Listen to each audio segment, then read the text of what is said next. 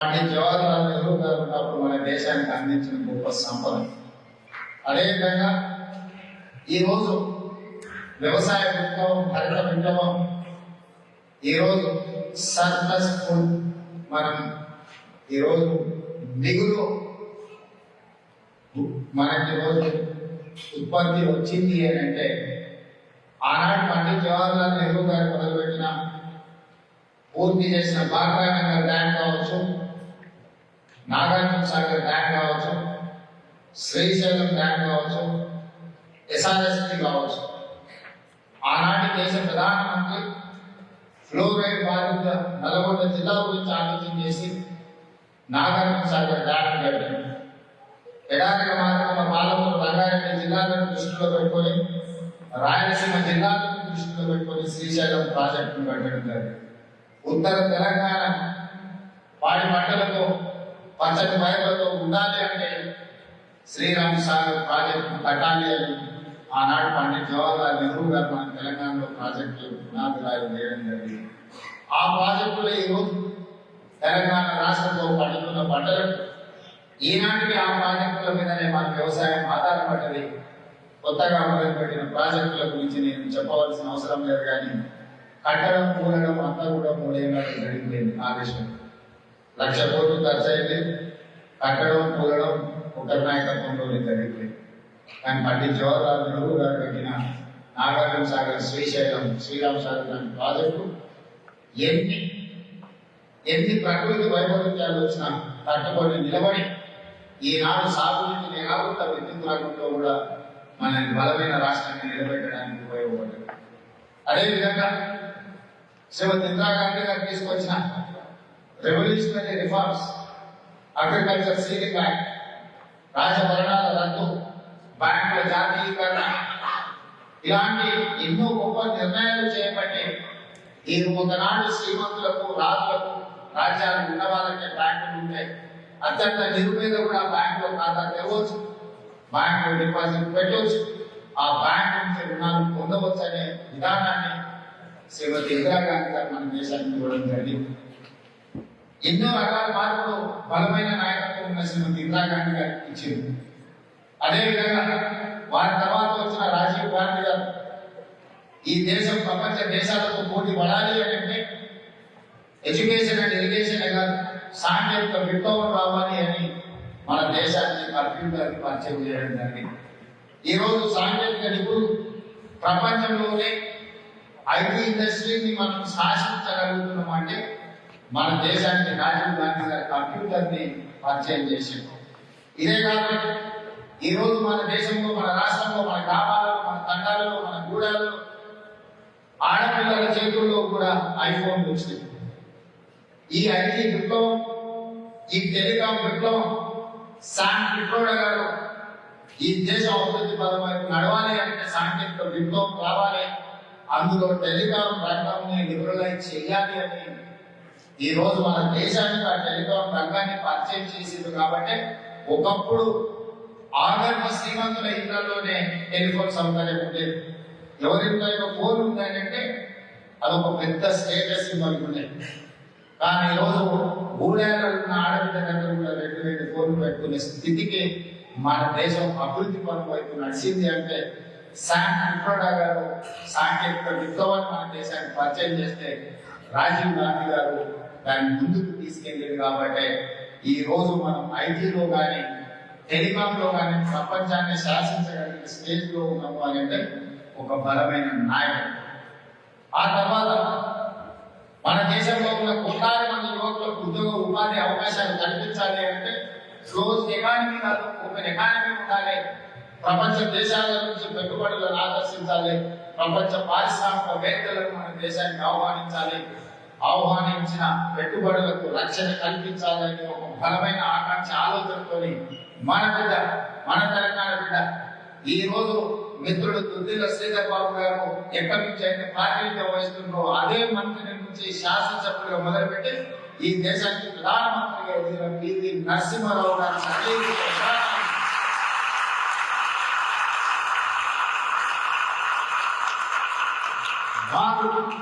భారతదేశంలో ప్రవేశపెట్టిన సరళీకృత విధానాలే ఈరోజు మనల్ని ప్రపంచంతో పోటీ పడే విధంగా రాణించగలుగుతున్నాం. వారు గుర్తించిన నాయకుడు, వారు గౌరవించిన నాయకుడు ఆనాడు ఆర్థిక మంత్రిగా ఉన్న మన్మోహన్ సింగ్ గారు 10 సంవత్సరాలు ఈ దేశానికి ప్రధానమంత్రిగా ఎన్నో సేవలు అందించింది. కాబట్టి ఈ రోజు మనం అందరం సింగపూర్ ఎకానమీలో కూడా మన యొక్క వాటా ఉన్నది, మన యొక్క శ్రమ ఉన్నది. ఈ రోజు ఇక్కడనే కాదు, ఎక్కడికి వెళ్ళినా ఒకప్పుడు ప్రజలు అనుకునే వాళ్ళు ఎవరెస్ట్ శిఖరం పెట్టినా అక్కడ ఒక మలయాళీ ఉంటాడు, టీ అమ్ముకుంటాడు. ఈ రోజు మలయాళీ తలదనే విధంగా మన వాళ్ళు ప్రపంచంలో ఏ మూలకి వెళ్ళినా తెలుగు వాళ్ళు మనకు కలుస్తున్నారు. అది ఒక గొప్ప గౌరవం.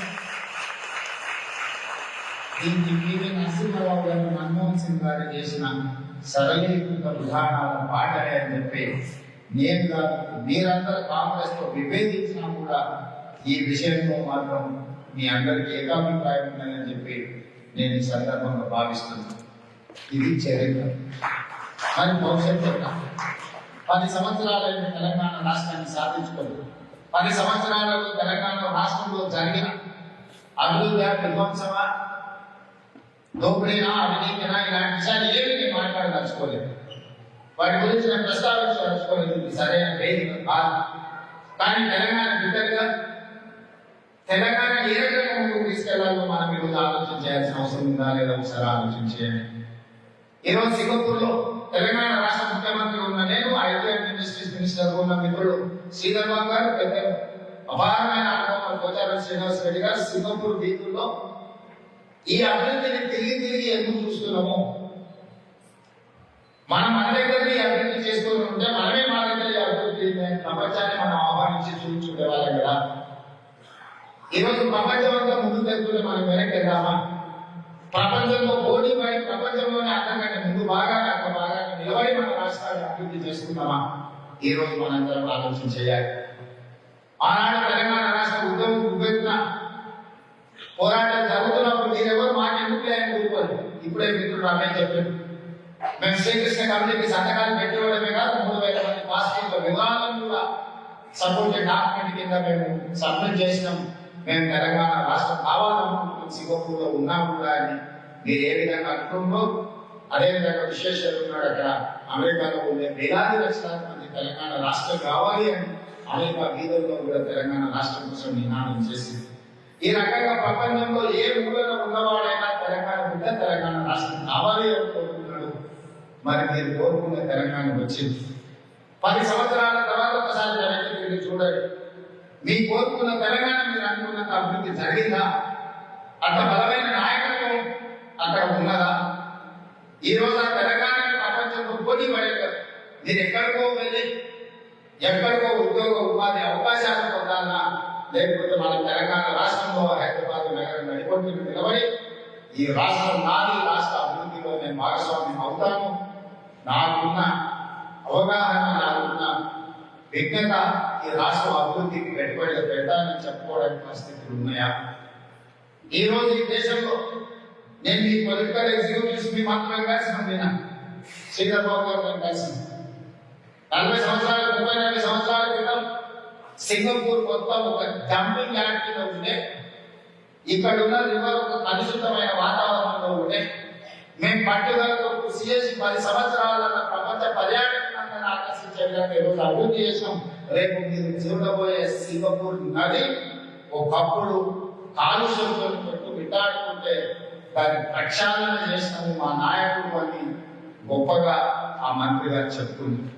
అదేవిధంగా అండర్ డ్రైనేజ్ కావచ్చు, లేకపోతే మెట్రో రైల్ కావచ్చు, లేకపోతే పార్క్స్ కావచ్చు, లేకపోతే ఇన్వెస్ట్మెంట్స్ బ్యాంకింగ్ సిస్టమ్ కావచ్చు, ప్రపంచంలో ఉండే అన్ని బ్యాంకింగ్ వ్యవస్థలకు సింగపూర్ ఒక వేదికగా, సింగపూర్ నుంచి ఈరోజు సర్వీస్ సెక్టర్ లో మేము పనిచేస్తున్నామని వాళ్ళు గొప్పగా చెప్పుకున్నారు. ప్రతి విషయంలో ప్రణాళికలో సింగపూర్ ప్రపంచంలోనే పోటీ పడుతుందని ఆ మంత్రులు చెప్తున్నప్పుడు వాళ్ళ గొంతులో ఒక గర్వం కనిపించింది, ఆత్మ సంతృప్తి కనిపించింది. ఈ రోజు సింగపూర్ జనాభా ఏంటంటే నేను అడిగాను, 6 మిలియన్ అన్నాడు, అంటే 60 లక్షలు. నేను వస్తా మిత్రుడిని అడిగిన దుబాయ్ జనాభా ఎంత, 3.6 మిలియన్ అంటే అక్కడ ఒక 40 లక్షల మంది, ఇక్కడ ఒక 60 లక్షల మంది, 50 కోటి మంది.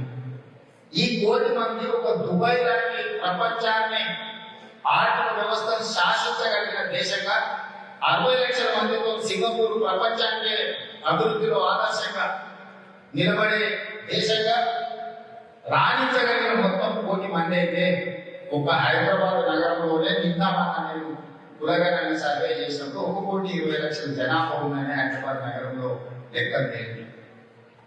మరి 1 కోటి జనాభా ప్రపంచంలోనే పోటీ పడే విధంగా అభివృద్ధి చేస్తుంటే 4 కోట్ల జనాభా ఉన్న తెలంగాణ రాష్ట్రం ఎందుకు వెనుకబడాలి, ఎందుకు వెనకబడి ఉందో ఈ రోజు మనం ఆలోచన చేయాలి. ఈ రోజు మనం చర్చ చేయాలి. తెలంగాణ రావాలనుకున్నాను, తెలంగాణ కోసం కొట్లాడేందుకు తెలంగాణ సాధించింది మీరందరూ. మరి సాధించిన తెలంగాణ గాలి వదిలేద్దామా?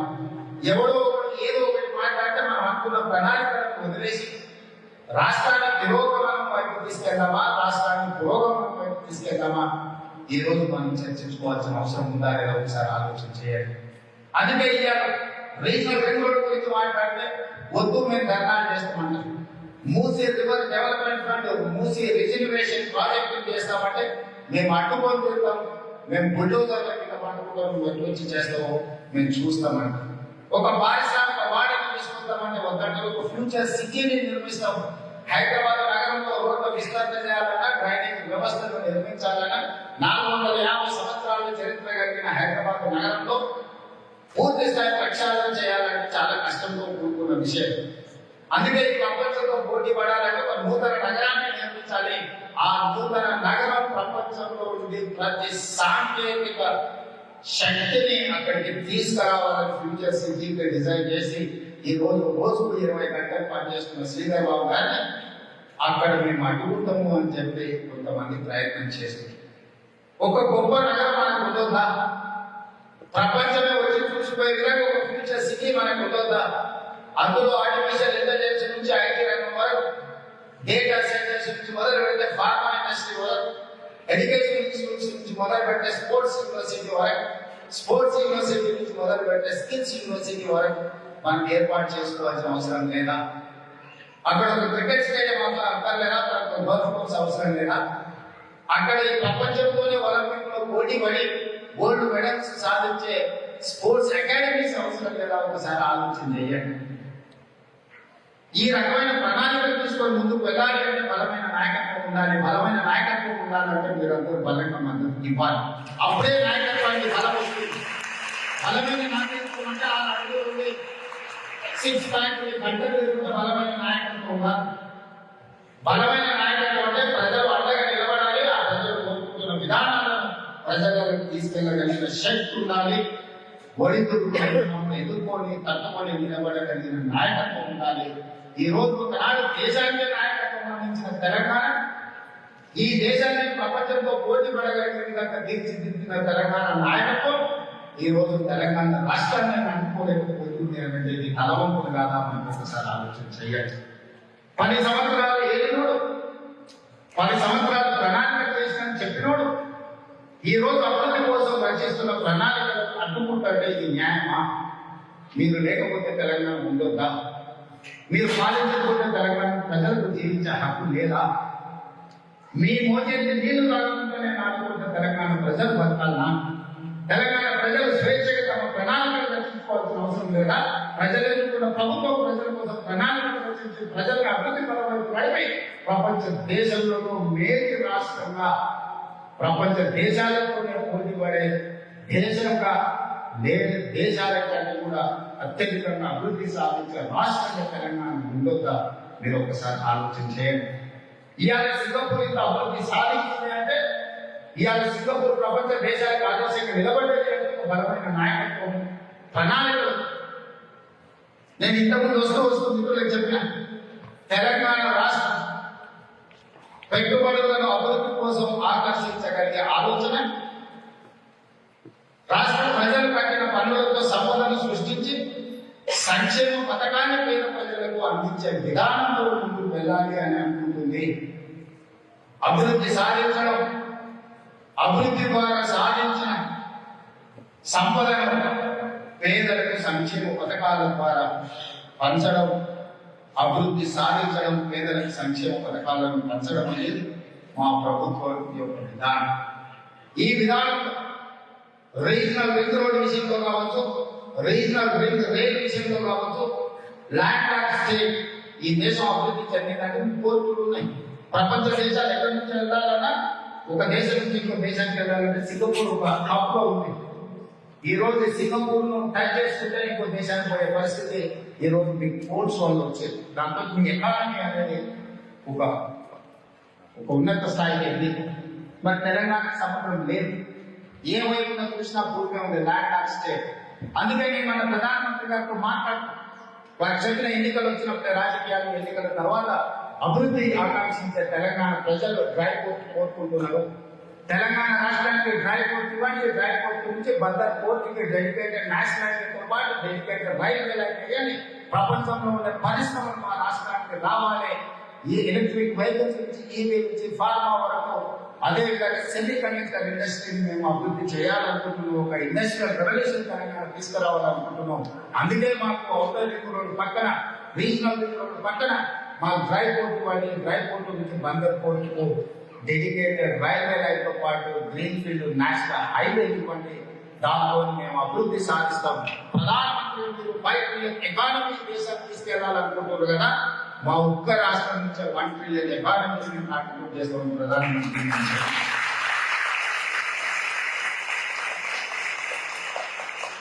మనకి ఏం పెట్టవాలి మిమ్మల్ని అడగదలుచుకుంది. ఐటీలో మనతో పోటీ పడే వాళ్ళని ఇవాళ సిలికాన్ వ్యాలీ మన కనిసైజల్లో నడుస్తుంది. ఫార్మా రంగంలో దేశంలోని బల్క్ డ్రగ్స్ ఉత్పత్తిలో 31% మన ఒక తెలంగాణ రాష్ట్రం నుంచే ఉంది. ఈ రోజు కోవిడ్ వ్యాక్సిన్ వస్తే మనం ప్రపంచంలో పోటీ పడి కోవిడ్ వ్యాక్సిన్ మన రాష్ట్రంలో ఉత్పత్తి చేస్తుంది. మన కౌటరికలు ఉంది, అంతర్జాతీయ ఎయిర్పోర్ట్ ఉంది, ఐటీ కంపెనీలు ఉన్నాయి, హైటెక్ సిటీ ఉన్నది, మెట్రో రైలు ఉంది, కృష్ణా గోదావరి జలాలు హైదరాబాద్ నగర దాహాన్ని తీర్చడానికి మన దగ్గర ఉన్నది. ప్రపంచ దేశాల నుంచి రావడానికి అన్ని రకాల కనెక్టివిటీ ఉన్నది. ఇంత అద్భుతమైన సహజ వనరులు ఉన్న తెలంగాణ రాష్ట్రం ప్రపంచంలో పోటీ పడే విధంగా అభివృద్ధి పరం వైపు నడిపించాలన్న మా సంకల్పాన్ని మీ అందరి మద్దతు ఉండాలి. నాకు మా శ్రీధర్ బాబు గారి వేరే కోరికలు లేవు. మేము జీవితంలో అన్ని చూసాం. వారి యంగ్ ఏజ్లోనే చాలా పోర్ట్ఫోలియో చూసింది. నేను 20 సంవత్సరాలు ప్రతిపక్షంలో ఉండి సరాసరి ముఖ్యమంత్రికి వచ్చిన జీవితంలో చాలా ఓడిపోతూ చూస్తాను. ఇక మా లక్ష్యం తెలంగాణ ఒక బలమైన రాష్ట్రంగా, ఆర్థిక అభివృద్ధి చెందిన రాష్ట్రంగా, ప్రపంచంలో పోటీ పడే రాష్ట్రంగా, న్యూయార్క్, టోక్యో, దుబాయ్, సింగపూర్ లాంటి దేశాలు కూడా మన రాష్ట్రానికి వచ్చి చూసే విధంగా ఈ రాష్ట్రాన్ని అభివృద్ధి పదం వైపు నడిపించాలి. ఈ రీజనల్ రింగ్ రోడ్డును పూర్తి చేయాలి. ఈ మూసీ రివర్ రిజర్వేషన్ పూర్తి చేయాలి. ఈ రోజు పెండింగ్ లో ఉన్న సాగునీటి ప్రాజెక్టులను పూర్తి చేయాలి. సెమీ కండక్టర్ ఇండస్ట్రీని అభివృద్ధి పదం వైపు నడిపించాలి. ఇట్లాంటి ఫ్యూచర్ సిటీని, ఏదైతే ఒక గొప్ప నగరాన్ని, ఒక కాలనీ, గేటెడ్ కమ్యూనిటీ, ఒక స్పెషల్ ఎకనామిక్ జోన్ కాదు, ఒక నగరాన్ని నిర్మించాలంటే 30,000 ఎకరాల ప్రపంచంతో పోటీ పడే విధంగా ప్రణాళిక రచిస్తున్నాం. దాని ఆర్కిటెక్ట్ సింగపూర్ నుంచే, ఈ రోజు మూసీ రివర్ రిజర్వేషన్ కూడా సింగపూర్ నుంచే కన్సల్టెంట్స్ అపాయింట్ చేసి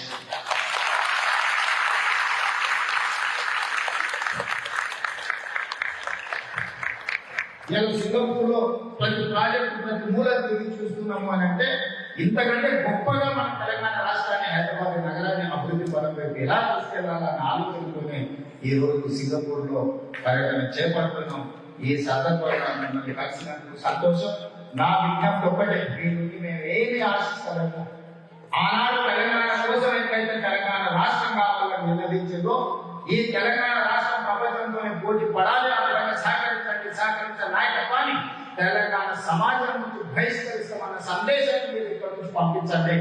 తెలంగాణ అభివృద్ధిని అడ్డుకుంటే మళ్ళీ మనం తిరిగి కోలుకోవడం కష్టము. ప్రపంచం వేగంగా వెళ్తుంది. వేగంగా ప్రపంచంతో పోటీ పడాలి అంటే వారి వేగంగా మనం ప్రణాళికలు రచించుకోవాలి. దానికి మీ అందరి సహకారం ఉండాలి. ఏదో రకంగా కక్షతోనో, కుట్రతోనో, కుతంత్రాలతోనో, దుర్బుద్ధితోనో ఈ అభివృద్ధిని అడ్డుకోవాలని కొంతమంది కుతంత్రాలు పన్నుతున్నారు. కుట్రదారులను గుర్తించండి, వాళ్ళని నియంత్రించండి.